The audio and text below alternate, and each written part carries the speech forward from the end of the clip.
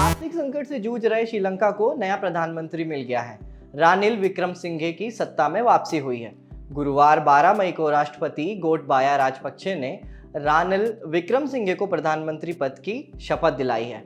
उनके सामने सबसे बड़ी चुनौती क्या है, ये सभी को पता है। आर्थिक संकट और तमाम तरह की मुसीबतों से गुजर रहे श्रीलंका को गड्ढे से निकालना विक्रमसिंघे का सबसे बड़ा चैलेंज होगा। इससे पहले महिंदा राजपक्षे ने इसी हफ्ते पीएम पद से इस्तीफा दिया था।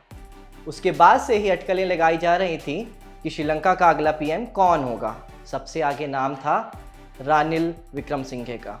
रानिल विक्रमसिंघे श्रीलंका की यूनाइटेड नेशनल पार्टी के चीफ हैं। उनका एक लंबा राजनीतिक करियर रहा है। 24 मार्च 1949 को पैदा हुए रानिल विक्रमसिंघे ने सीलोन विश्वविद्यालय से पढ़ाई की है। 73 साल के रानिल ने वकालत की पढ़ाई की है। उनका राजनीति में पहला कदम पड़ा 1977 में, जब वो पहली बार विधायक के रूप में चुने गए थे।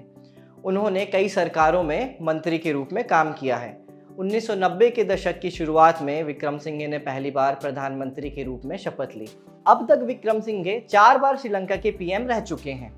जब महिंदा 2020 में पीएम थे, उससे पहले विक्रमसिंघे ही श्रीलंका के पीएम थे। इसके अलावा वो श्रीलंका के उप विदेश मंत्री, युवा और रोजगार मंत्री रहने सहित कई और मंत्रालय भी संभाल चुके हैं। विक्रमसिंघे को राजपक्षे परिवार का करीबी भी बताया जाता है। भले ही उनका ताल्लुक अलग पार्टी से हो, लेकिन गोटबाया राजपक्षे और महिंदा राजपक्षे से उनकी करीबी रही है। ये बात सुनने में बहुत अटपटी लगेगी, लेकिन श्रीलंका के नए पीएम रानिल विक्रमसिंघे अपनी पार्टी के एकमात्र सांसद हैं। श्रीलंका की संसद में कुल 225 सीटें हैं।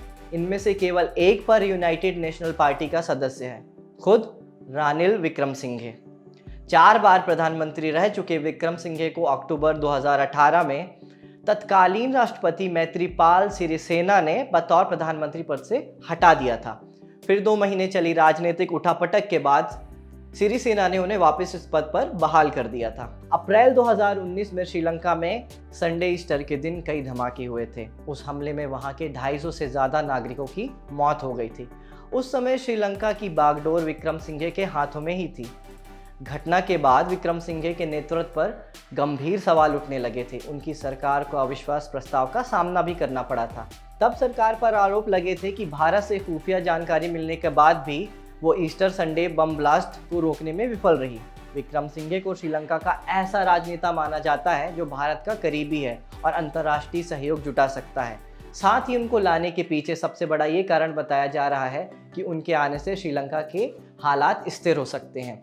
विक्रमसिंघे को उनकी पुरानी नीतियों की वजह से अर्थव्यवस्था को संभालने वाले नेता के तौर पर जाना जाता है। ऐसा माना जाता है कि रानिल विक्रमसिंघे चीन समर्थक महिंदा राजपक्षे के मुकाबले भारत के ज़्यादा नज़दीकी रहे हैं। उम्मीद जताई जा रही है कि एक बार फिर उनकी सत्ता में वापसी के साथ भारत और श्रीलंका के रिश्ते और ज़्यादा मजबूत होंगे।